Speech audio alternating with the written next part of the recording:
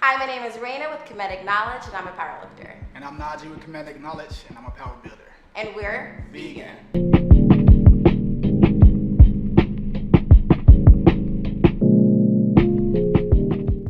I'd say one of the first things that I did when I was transitioning to veganism was substituting a meat product for a plant-based product.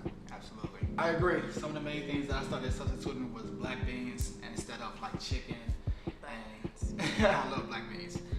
Chickpeas, mushrooms, obviously. Yeah. And I mean, the mushroom part is a big deal. So I know I like the oyster mushrooms, the portobello mushrooms, shiitake. I don't really like shiitake mushrooms as much anymore. And if you're a Dr.sebi person, that's not part of the little plan, I guess. But I'm not a Sebi. Anyway, but yeah, mushrooms are awesome. The jackfruit.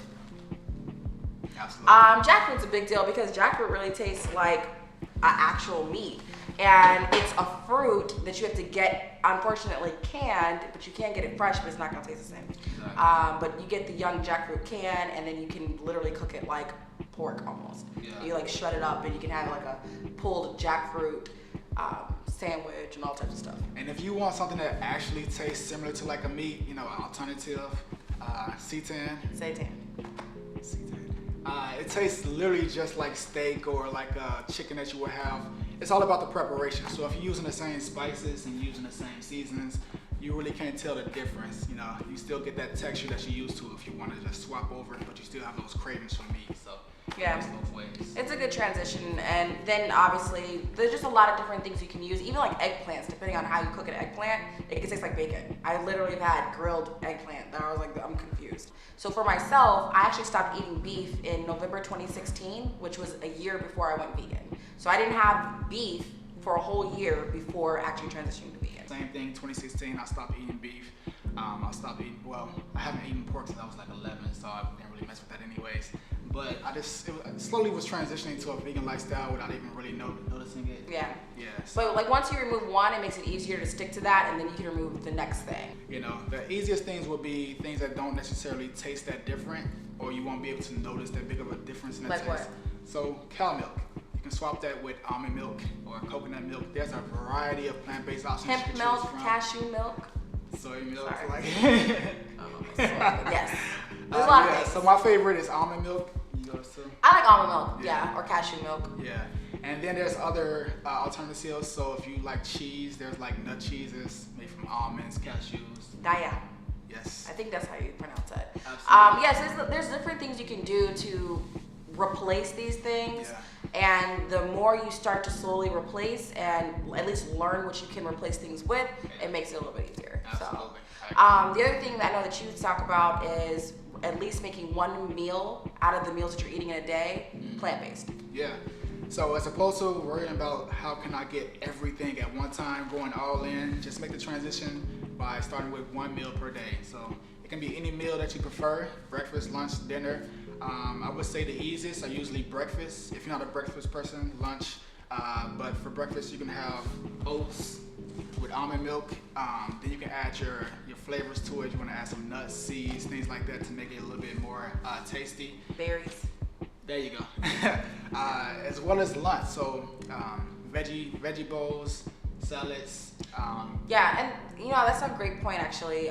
Even if you're still out eating in the world, like if you go to like Chipotle or something and you don't know what to eat, you can get like a rice bowl with some veggies added, some guacamole on it, and you know, you're eating something that's still plant-based. So to an extent, so you don't have to necessarily always try to figure out what to do. You can change things into being plant-based wherever you go. One of the main things that I recommend is eating from all of the major food groups in a plant-based diet, and that is nuts, seeds, veggies, fruits, and legumes and grains. So I'll try to pick at least 2 from each food group. So for your vegetables, you can have like broccoli or spinach, something like that. Oh, you mean like something consistently that you have from the food groups? Exactly. From each of in your diet. Exactly. So for nuts and seeds, you can, let's see if we have them down here. Flax seeds, gram seeds, chia seeds. Like there's a pumpkin seeds. Yes. There's a variety that you can choose from, but just try to find 2 go-tos from each group.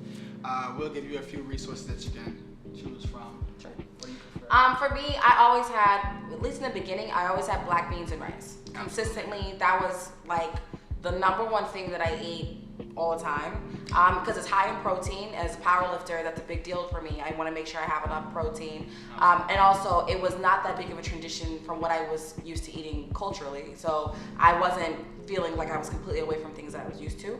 I always keep avocados. Aguacates is a big deal, so you can put this in every meal. So this is always something that I have with me, regardless of what meal I'm eating. I probably will put some guacamole or avocado on top of it. So Agreed. that's legit.